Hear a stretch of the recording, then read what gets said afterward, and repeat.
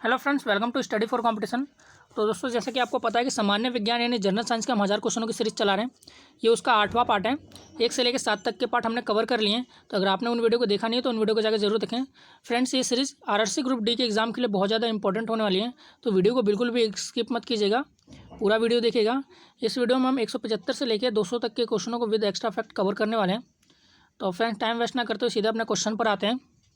आज का पहला क्वेश्चन है 176 नंबर का क्वेश्चन। आतिशबाजी में लाल रंग किसके कारण होता है?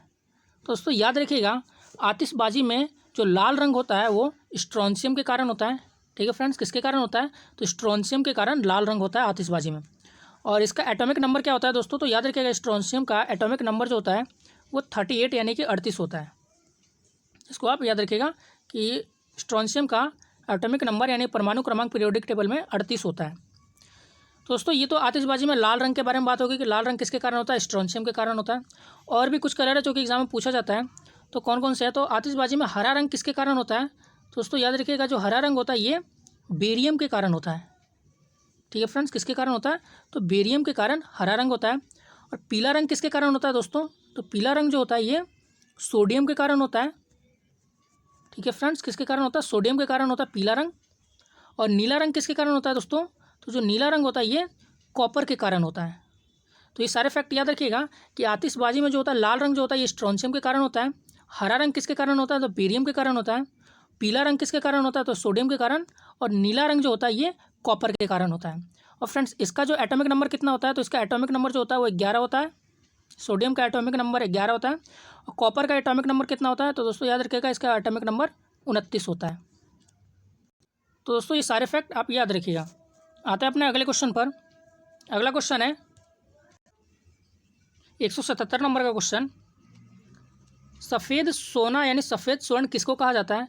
तो दोस्तों याद रखिएगा कि अगर धातु के बारे में बात करेगा यानी धातु के बारे में पूछेगा कि धातु में सफ़ेद सोना किसको कहा जाता है, तो वो तो प्लेटिनम हो जाएगा, जिसका परमाणु क्रमांक जो होता है ये 78 होता है, 78। लेकिन फ्रेंड्स, एक क्वेश्चन और पूछा जाता है कि फसल में सफ़ेद सोना किसको कहा जाता है? तो अगर फसल के बारे में बात करेगा कि फसल में सफ़ेद सोना किसको कहा जाता है, तो वो कपास को कहा जाता है।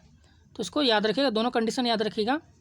अगर धातु के बारे में पूछेगा कि सफ़ेद सोना किसको कहा जाता है, तो वो तो प्लेटिनम हो जाएगा, जिसका परमाणु क्रमांक 78 यानी 78 होता है। और अगर फसल के बारे में पूछेगा कि फसल में सफ़ेद सोना किसको कहा जाता है, तो दोस्तों फसल में सफ़ेद सोना कपास को कहा जाता है। ठीक है फ्रेंड्स, तो ये दोनों कंडीशन आप याद रखिएगा। और आप इसको कैसे पहचानेंगे? तो आप ऑप्शन को देख कर चूज़ करेंगे आप कि धातु के बारे में बात कर रहा है या फिर फसल के बारे में बात कर रहा है। तो दोनों कंडीशन आप याद रखिएगा। आते हैं अपने अगले क्वेश्चन पर, 178 नंबर का क्वेश्चन। पॉलीथीन बनाने में किसका प्रयोग किया जाता है? तो दोस्तों याद रखिएगा, पॉलीथीन बनाने में एथिलीन गैस का प्रयोग किया जाता है। ठीक है फ्रेंड्स, पॉलीथीन बनाने में किसका प्रयोग किया जाता है? तो पॉलीथीन बनाने में एथिलीन गैस का प्रयोग किया जाता है। तो इसको याद रखिएगा। अगला क्वेश्चन है, कांच को कठोर बनाने के लिए किसका प्रयोग किया जाता है? तो दोस्तों याद रखिएगा, कांच को कठोर बनाने के लिए पोटेशियम क्लोराइड का प्रयोग किया जाता है। किसका किया जाता है?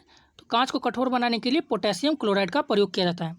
और एक क्वेश्चन और पूछा जाता है इससे रिलेटेड, एग्जाम में बार बार देखा गया है कि जो सोना होता है यानी गोल्ड होता है, उसको कठोर बनाने के लिए उसमें क्या मिलाया जाता है? तो दोस्तों याद रखिएगा, सोना को कठोर बनाने के लिए उसमें कॉपर का प्रयोग किया जाता है, यानी कि तांबा मिलाया जाता है। ठीक है फ्रेंड्स, किसका प्रयोग किया जाता है? कॉपर का यूज़ किया जाता है सोना को कठोर बनाने के लिए। और इसका परमाणु क्रमांक मैंने अभी आपको बताया कि 29 होता है, 29 होता है इसका परमाणु क्रमांक।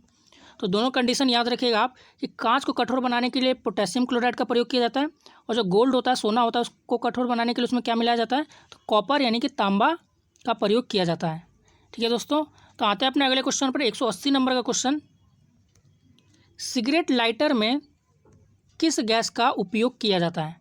दोस्तों याद रखिएगा, जो सिगरेट लाइटर होता है उसमें ब्यूटेन गैस का प्रयोग किया जाता है। ठीक है फ्रेंड्स, किसका किया जाता है? तो सिगरेट लाइटर में ब्यूटेन गैस का प्रयोग किया जाता है। और एक क्वेश्चन और पूछा जाता है कि जो एलपीजी गैस होता है, एलपीजी गैस में कौन से गैस का प्रयोग किया जाता है मुख्य रूप से? तो इसके मुख्य घटक कौन से होते हैं एलपीजी गैस के? तो फ्रेंड्स याद रखिएगा, जो एलपीजी गैस होता है इसका मुख्य घटक होता है प्रोपेन और ब्यूटेन। ठीक है फ्रेंड्स, तो ये दोनों याद रखिएगा कि अगर सिगरेट लाइटर के बारे में पूछेगा तो सिगरेट लाइटर में किस गैस का प्रयोग किया जाता है, तो सिर्फ ब्यूटेन होता है। और एलपीजी गैस में मुख्यतः कौन से गैस का प्रयोग किया जाता है, तो दो गैस होती है, इसको याद रखिएगा, प्रोपेन और ब्यूटेन। ठीक है दोस्तों, किसका प्रयोग किया जाता है, प्रोपेन और ब्यूटेन। और दोस्तों एलपीजी गैस से रिलेटेड एक क्वेश्चन और पूछा जाता है कि एलपीजी गैस में गंध के लिए किसका प्रयोग किया जाता है, तो दोस्तों याद रखिएगा, एलपीजी गैस में दुर्गंध के लिए मिथाइल मरकैप्टन का प्रयोग किया जाता है। ठीक है फ्रेंड्स, किसका प्रयोग किया जाता है, मिथाइल मरकैप्टन का प्रयोग किया जाता है एलपीजी गैस में दुर्गंध के लिए। और इसको क्यों मिलाया जाता है इसमें, तो फ्रेंड्स जब गैस को लीक का पता लगाने के लिए मिथाइल मरकैप्टन गैस उसमें मिलाया जाता है, ताकि इसकी दुर्गंध से पता चल सके कि गैस लीक हो रहा है। ठीक है फ्रेंड्स, तो क्वेश्चन पूछेगा कि एलपीजी गैस में गंध के लिए यानी दुर्गंध के लिए कौन सी गैस का प्रयोग किया जाता है, उसमें क्या मिलाया जाता है, तो याद रखिएगा मिथाइल मरकैप्टन का प्रयोग किया जाता है गंध के लिए। तो ये सारे फैक्ट याद रखिएगा आप। सिगरेट लाइटर में किस गैस का प्रयोग किया जाता है, ब्यूटेन का किया जाता है। और एलपीजी गैस में किस गैस का प्रयोग किया जाता है, तो अभी मैंने आपको बताया कि प्रोपेन का किया जाता है और ब्यूटेन का किया जाता है। तो ये दोनों गैस याद रखिएगा। और गंध के लिए कौन से गैस का प्रयोग किया जाता है, तो मिथाइल मरकैप्टन का प्रयोग किया जाता है। आते हैं अपने अगले क्वेश्चन पर, 181 नंबर का क्वेश्चन, गुणसूत्रों की खोज किसने की थी। तो फ्रेंड्स याद रखिएगा, जो गुणसूत्र यानी क्रोमोसोम्स है, इसकी खोज किसने की थी, वॉल्डेयर के द्वारा की गई थी इसकी खोज। तो उसको आप याद रखिएगा, वॉल्डेयर ने की थी, वॉल्डेयर ने गुणसूत्रों की खोज की थी। और इससे रिलेटेड क्वेश्चन एग्जाम में पूछा जाता है कि मानव शरीर में गुणसूत्रों की कुल संख्या कितनी होती है। तो फ्रेंड्स याद रखिएगा, अगर कुल संख्या पूछेगा तो 46 होती है। और कभी कभी एग्जाम में पूछा जाता है कि कुल कितने जोड़े पाए जाते हैं। तो दोस्तों याद रखिएगा, जोड़े में अगर पूछेगा तो 23 जोड़े हो जाएंगे, यानी मानव शरीर में गुणसूत्रों के कुल 23 जोड़े होते हैं। और जोड़े ना बोलकर सिर्फ कुल संख्या पूछेगा तो दोस्तों कुल संख्या कितनी होती है, 46 होती है। तो ये दोनों कंडीशन याद रखिएगा, जोड़े में 23 हो जाएगा और कुल संख्या में इसका डबल 46 हो जाएगा। ठीक है फ्रेंड्स, तो दोस्तों ये तो गुणसूत्रों की खोज की बात हो गई। और भी खोज हैं जो कि एग्जाम में बार बार रिपीट करता है, तो कौन कौन सी खोज हैं तो उसको हम कवर कर लेते हैं। कोशिका की खोज किसने की है दोस्तों, तो याद रखिएगा, कोशिका यानी सेल जो होते हैं, इसकी खोज किसने की है, तो इसकी खोज रॉबर्ट हुक ने की है। ठीक है फ्रेंड्स, किसने की है, रॉबर्ट हुक ने कोशिका की खोज की है। ठीक है फ्रेंड्स, रॉबर्ट हुक ने कोशिका की खोज की है। और किसके बारे में पूछा जाता है, तो दोस्तों पूछा जाता है कि केंद्रक की खोज किसने की है। तो याद रखिएगा, जो केंद्रक है इसकी खोज किसने की है, रॉबर्ट ब्राउन ने की है इसकी खोज। ठीक है फ्रेंड्स, किसने की है, तो रॉबर्ट ब्राउन ने केंद्रक की खोज की है। और किसका पूछा जाता है दोस्तों, तो और पूछा जाता है कि डीएनए की खोज किसने की है। दोस्तों याद रखिएगा, डीएनए की खोज वाटसन और क्रिक के द्वारा की गई है। ठीक है फ्रेंड्स, किसके द्वारा, वाटसन और क्रिक। और एक क्वेश्चन और पूछा जाता है, आरएनए की खोज किसने की है। तो दोस्तों इसमें कंफ्यूज मत होइएगा, डीएनए की खोज वाटसन और क्रिक ने की है और आरएनए की खोज किसने की है, तो दोस्तों इसकी खोज की है वाटसन और आर्थर ने। ठीक है फ्रेंड्स, तो दोनों में कंफ्यूज मत होइएगा, डीएनए की खोज वाटसन और क्रिक ने की है और आरएनए की खोज किसने की है, तो आरएनए की खोज वाटसन और आर्थर ने की है। तो ये सारे फैक्ट इससे रिलेटेड आप याद रखिएगा। और क्वेश्चन क्या है, गुणसूत्रों की खोज किसने की, तो वॉल्डेयर ने। तो आता है अपने अगले क्वेश्चन पर, 182 नंबर का क्वेश्चन, मानव शरीर की सबसे बड़ी कोशिका कौन सी होती है। तो दोस्तों याद रखिएगा, मानव शरीर की सबसे बड़ी कोशिका जो होती है वो तंत्रिका तंत्र होती है। ये कहाँ पर मौजूद होती है, तो फ्रेंड्स याद रखिएगा, ये मस्तिष्क में मौजूद होती है। कोशिका, सबसे बड़ी कोशिका कौन सी होती है, तंत्रिका तंत्र होती है। ठीक है फ्रेंड्स, तो ये तो मानव शरीर की सबसे बड़ी कोशिका के बारे में बात होगी। अगर क्वेश्चन पूछेगा मानव शरीर की सबसे छोटी कोशिका कौन सी होती है, तो दोस्तों याद रखिएगा, अगर सबसे छोटी कोशिका के बारे में पूछेगा तो क्या होता है, शुक्राणु होता है। ठीक है फ्रेंड्स, क्या होता है, शुक्राणु, जिसको इंग्लिश में हार्मोन्स कहा जाता है। तो दोनों कंडीशन आप याद रखिएगा, मानव शरीर की सबसे बड़ी कोशिका के बारे में पूछेगा तो तंत्रिका तंत्र हो जाएगा, जो कि मस्तिष्क में पाया जाता है। और सबसे छोटी कोशिका के बारे में पूछेगा तो शुक्राणु होता है, जिसे हार्मोन कहा जाता है इंग्लिश में। ठीक है फ्रेंड्स, तो दोनों कंडीशन आप याद रखिएगा। आते हैं अपने अगले क्वेश्चन पर, 183 नंबर का क्वेश्चन है, इकोलॉजी शब्द का सबसे पहले प्रयोग किसने किया था। तो दोस्तों याद रखिएगा, इकोलॉजी, जिसको हिंदी में पारिस्थितिक तंत्र भी कहा जाता है, इसका सबसे पहले प्रयोग किसने किया था, तो इसका सबसे पहले प्रयोग रिटर के द्वारा किया गया था। ठीक है फ्रेंड्स, इसका नाम याद रखिएगा। इकोलॉजी शब्द का सबसे पहले प्रयोग रिटर ने किया था। इसको हिंदी में क्या कहा जाता है फ्रेंड्स? तो पारिस्थितिक कहा जाता है इसको हिंदी में, तो कन्फ्यूज मत होइएगा। एग्जाम में आपको पारिस्थितिक दिखेगा तो उसका भी आंसर क्या होगा? रिटर ने ही सबसे पहले पारिस्थितिक शब्द का भी प्रयोग किया था। अगला क्वेश्चन है, लीवर में भविष्य के लिए कौन सी विटामिन भंडारित रहती है? तो दोस्तों याद रखिएगा, मानव के जो लीवर होता है यानी हमारे लीवर में भविष्य के लिए कौन सी विटामिन स्टोरेज रहती है? तो फ्रेंड्स याद रखिएगा, विटामिन ए स्टोरेज रहती है हमारे लीवर में। ठीक है फ्रेंड्स, और ये तो मानव शरीर के लीवर के बारे में बात हो गई। एक क्वेश्चन और पूछा जाता है कि मछली के लीवर में कौन सा विटामिन स्टोरेज रहता है? तो दोस्तों याद रखिएगा, जो मछली होती है इसके लीवर में विटामिन डी जो होता है ये स्टोरेज रहता है। ठीक है फ्रेंड्स, क्या होता है? विटामिन डी, मछलियों के यकृत में विटामिन डी पाया जाता है, और मानव के यकृत में यानी मानव के लीवर में कौन सा विटामिन पाया जाता है? तो विटामिन ए पाया जाता है। तो दोनों कंडीशन आप याद रखिएगा। ठीक है फ्रेंड्स, और विटामिन ए की कमी से कौन सा रोग होता है? तो दोस्तों याद रखिएगा, विटामिन ए की कमी से रतौंधी रोग होता है, जिसमें कि रात में नहीं दिखाई देता है। ठीक है फ्रेंड्स, तो विटामिन की कमी से कौन सा रोग होता है? रतौंधी रोग होता है। और विटामिन की खोज किसने की थी दोस्तों? तो विटामिन की खोज फंक के द्वारा की गई है, ये मैंने आपको पहले बता दिया है, तो आप इसको याद रखिएगा। विटामिन की खोज फंक के द्वारा की गई है, और विटामिन ए की कमी से रतौंधी रोग होता है। ठीक है फ्रेंड्स, और हमारे लीवर में भविष्य के लिए कौन सी विटामिन स्टोरेज रहती है? तो विटामिन ए, इसको याद रखिएगा। आते हैं अपने अगले क्वेश्चन पर। 185 नंबर का क्वेश्चन है, हीमोग्लोबिन का मुख्य घटक कौन सा होता है? तो दोस्तों याद रखिएगा, हीमोग्लोबिन का मुख्य घटक लोहा होता है। ठीक है दोस्तों, हीमोग्लोबिन का मुख्य घटक लोहा होता है, जिसको पीरियोडिक टेबल में Fe से डिनोट किया जाता है। और इसका परमाणु क्रमांक क्या होता है दोस्तों? तो याद रखिएगा, इसका परमाणु क्रमांक जो होता है वो 26 होता है। ठीक है फ्रेंड्स, कितना होता है? 26 यानी 26 का परमाणु क्रमांक। एटॉमिक नंबर कितना होता है? 26 होता है Fe का, लौह का। ठीक है फ्रेंड्स, और क्वेश्चन पूछा जाता है कि हीमोग्लोबिन का कार्य क्या होता है? तो दोस्तों याद रखिएगा, हीमोग्लोबिन का कार्य होता है ऑक्सीजन का परिवहन करना। ठीक है फ्रेंड्स, क्या होता है इसका कार्य? तो इसका कार्य होता है ऑक्सीजन का परिवहन करना, हीमोग्लोबिन का कार्य होता है। आते हैं अपने अगले क्वेश्चन पर। 186 नंबर का क्वेश्चन, पर्णहरित यानी क्लोरोफिल में कौन सा धातु उपस्थित होता है? तो दोस्तों जैसा कि आप सभी को पता है, क्लोरोफिल कहाँ पाया जाता है? तो जो हरी पत्तियाँ होती हैं वो किसके कारण होती हैं? तो पत्तियों का रंग हरा जो होता है वो क्लोरोफिल के ही कारण होता है, क्योंकि उसके अंदर क्लोरोफिल मौजूद होता है। तो क्लोरोफिल में कौन सा धातु उपस्थित होता है? तो दोस्तों याद रखिएगा, मैग्नीशियम जो होता है ये क्लोरोफिल में उपस्थित होता है। इसका जो परमाणु क्रमांक क्या होता है फ्रेंड्स? तो याद रखिएगा, इसका एटॉमिक नंबर जो होता है वो पीरियोडिक टेबल में 12 होता है। ठीक है दोस्तों, ये क्वेश्चन आपसे ऐसे भी पूछ सकता है कि पत्तियों में कौन सा धातु उपस्थित होता है? तो फ्रेंड्स पत्तियों में भी अगर पूछेगा तो मैग्नीशियम ही पाया जाता है। ठीक है फ्रेंड्स, क्योंकि क्लोरोफिल कहाँ होता है? तो क्लोरोफिल पत्ती के अंदर ही मौजूद होता है। तो याद रखिएगा कि क्लोरोफिल में कौन सा धातु उपस्थित होता है? तो मैग्नीशियम उपस्थित होता है, और इसका परमाणु क्रमांक यानी एटॉमिक नंबर कितना होता है? तो 12 होता है। तो दोनों कंडीशन आप याद रखिएगा। अगला क्वेश्चन है, नाभिकीय रिएक्टर में ईंधन के रूप में किसका प्रयोग किया जाता है? तो दोस्तों याद रखिएगा, नाभिकीय रिएक्टर में ईंधन के रूप में यूरेनियम का प्रयोग किया जाता है। किसका प्रयोग किया जाता है? तो फ्रेंड्स यूरेनियम का प्रयोग किया जाता है। और इसका परमाणु क्रमांक कितना होता है दोस्तों? तो याद रखिएगा, इसका परमाणु क्रमांक जो होता है वो 92 यानी कि 92 होता है। ठीक है फ्रेंड्स, पीरियोडिक टेबल में इसका एटॉमिक नंबर जो होता है यूरेनियम का वो 92 होता है। और एक क्वेश्चन और पूछा जाता है कि यूरेनियम सबसे अधिक कौन से राज्य में पाया जाता है? तो दोस्तों याद रखिएगा, आंध्र प्रदेश में सबसे अधिक यूरेनियम के भंडार पाए जाते हैं। तो ये सारे फैक्ट याद रखिएगा कि नाभिकीय रिएक्टर में ईंधन के रूप में यूरेनियम का प्रयोग किया जाता है। और इसका परमाणु क्रमांक कितना होता है फ्रेंड्स? तो इसका परमाणु क्रमांक 92 होता है। और ये सबसे ज़्यादा कहाँ पर पाया जाता है? तो सबसे अधिक ये आंध्र प्रदेश के अंदर पाया जाता है। अगला क्वेश्चन है 188 नंबर का क्वेश्चन, मछलियों के यकृत यानी लीवर में कौन सा विटामिन प्रचुर मात्रा में पाया जाता है?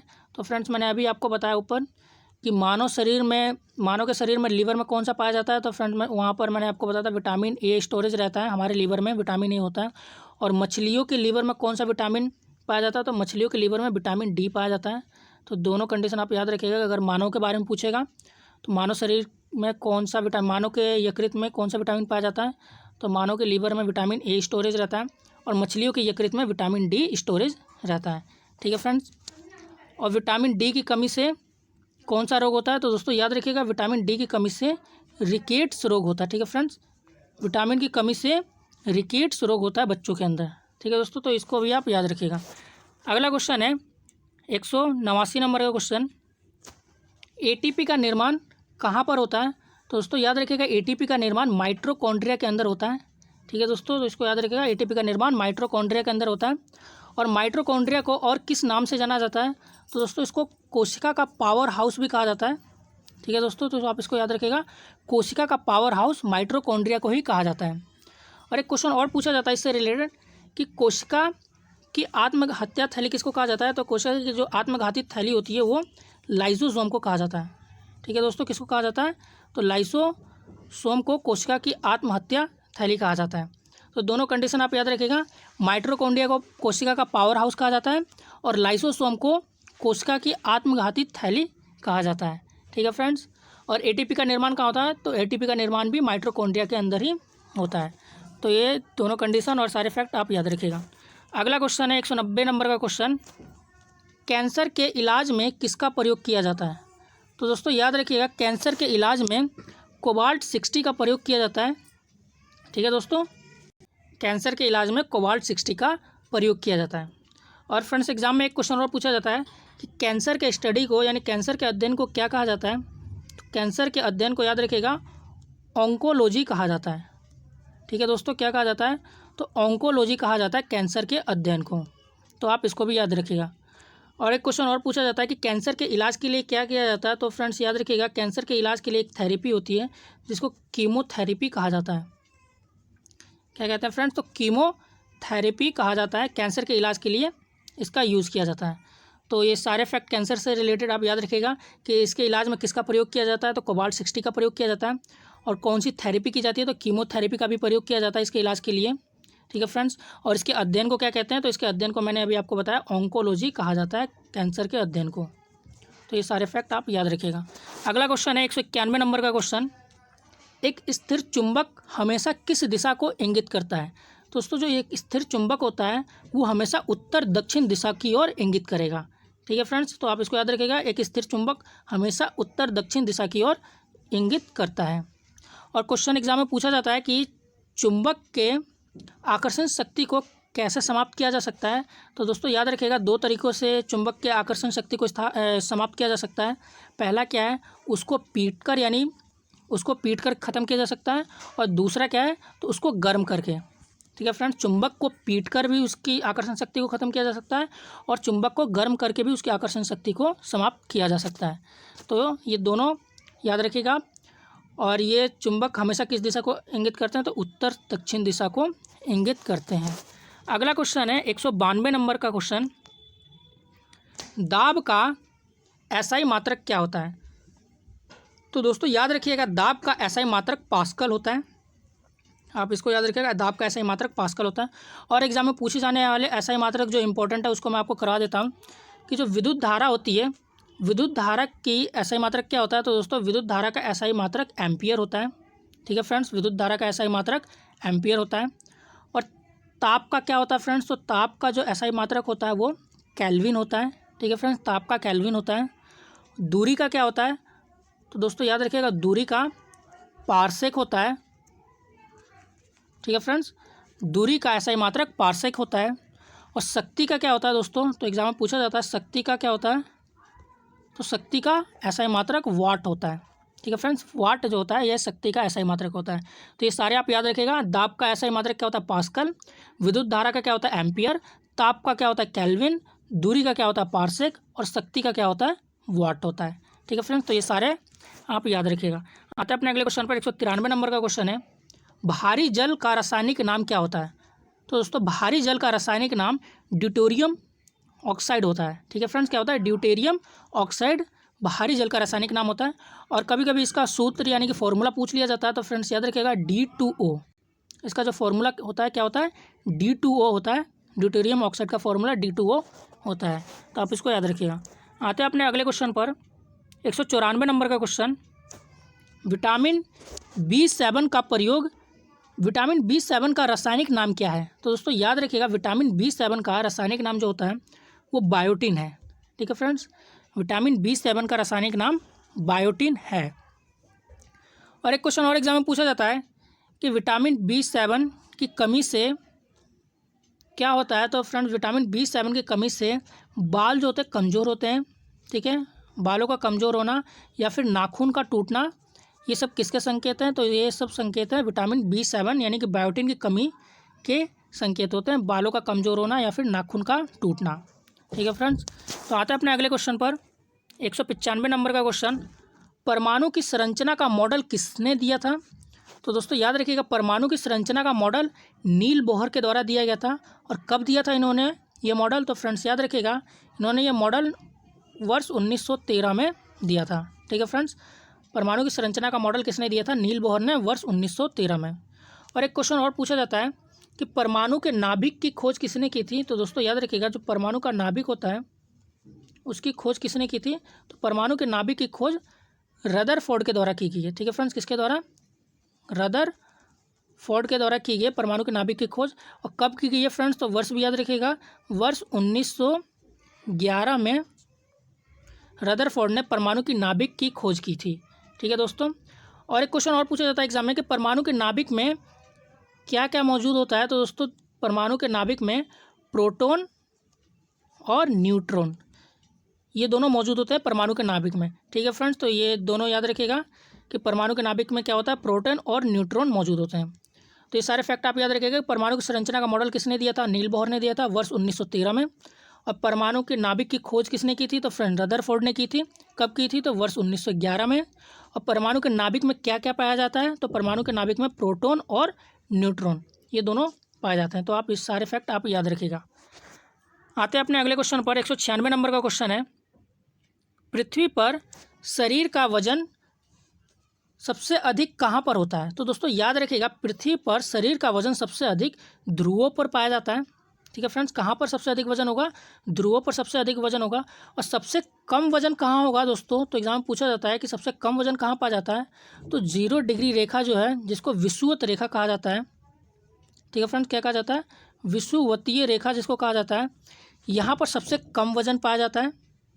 तो दोनों कंडीशन आप याद रखिएगा कि पृथ्वी पर सबसे अधिक वजन कहाँ पे पाया जाएगा, तो सबसे अधिक वजन होगा तो ध्रुवों पर पाया जाएगा। और सबसे कम वजन कहाँ पर होता है, तो सबसे कम वजन 0 डिग्री रेखा विषुवतीय रेखा पर सबसे कम वजन पाया जाता है।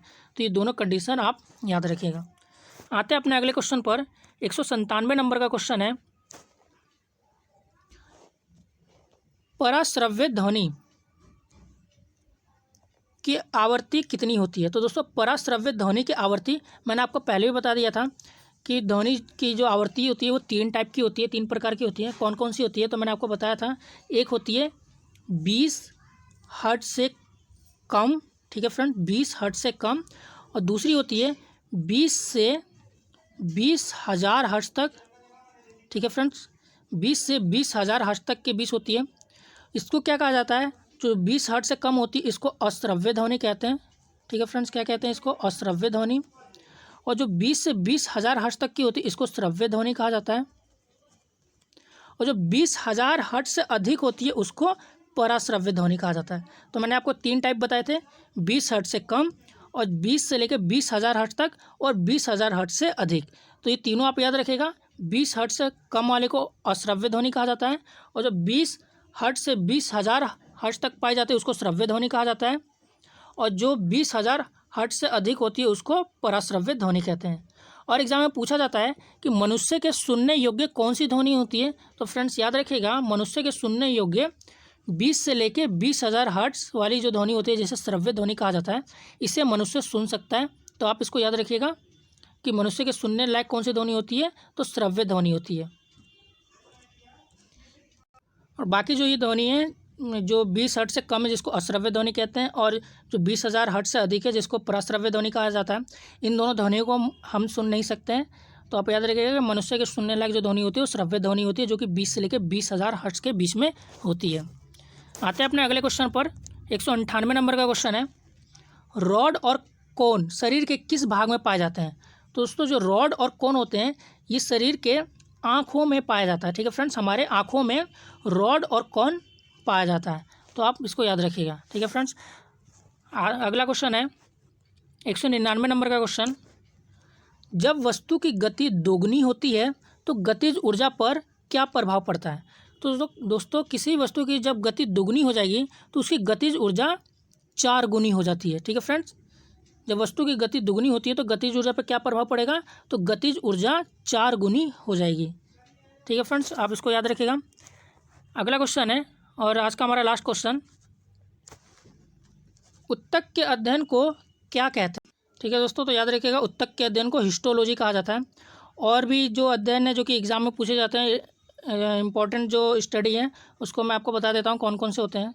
तो आप याद रखिएगा कि कवक के अध्ययन को, ठीक है फ्रेंड्स, किसको, जो कवक होते हैं कवक के अध्ययन को क्या कहा जाता है, तो दोस्तों याद रखिएगा कवक के अध्ययन को माइकोलॉजी कहा जाता है। ठीक है फ्रेंड्स, क्या कहा जाता है, तो माइकोलॉजी कवक के अध्ययन को कहते हैं। ठीक है दोस्तों, और जो कोशिका होती है यानी सेल, इसके अध्ययन को क्या कहा जाता है, तो दोस्तों कोशिका के अध्ययन को साइटोलॉजी कहा जाता है। ठीक है दोस्तों, कोशिका के अध्ययन को साइटोलॉजी, कवक के अध्ययन को माइकोलॉजी, उत्तक के अध्ययन को हिस्टोलॉजी कहा जाता है। और एक और है शैवाल, तो शैवाल का अध्ययन को क्या कहा जाता है दोस्तों, तो याद रखिएगा शैवाल का अध्ययन को फाइकोलॉजी कहा जाता है। तो ये चारों आप याद रखिएगा, उत्तक के अध्ययन को हिस्टोलॉजी कहा जाता है, कवक के अध्ययन को माइकोलॉजी कहा जाता है, और जो कोशिका होती है यानी सेल, इसके अध्ययन को साइटोलॉजी कहा जाता है, और शैवाल के अध्ययन को फाइकोलॉजी कहा जाता है। ठीक है फ्रेंड्स, तो ये हमने आज के अपने 25 क्वेश्चन कवर कर लिए हैं। तो आई होप आपको वीडियो अच्छी लगी होगी। तो अगर आपको वीडियो अच्छी लगी तो वीडियो को लाइक करें और अपने दोस्तों के साथ इसको शेयर करें और चैनल को सब्सक्राइब करें और बेल आइकन को टैप करें ताकि हमारी आने वाली नई नई वीडियो की खबर आपको टाइम टू टाइम मिलती रहे।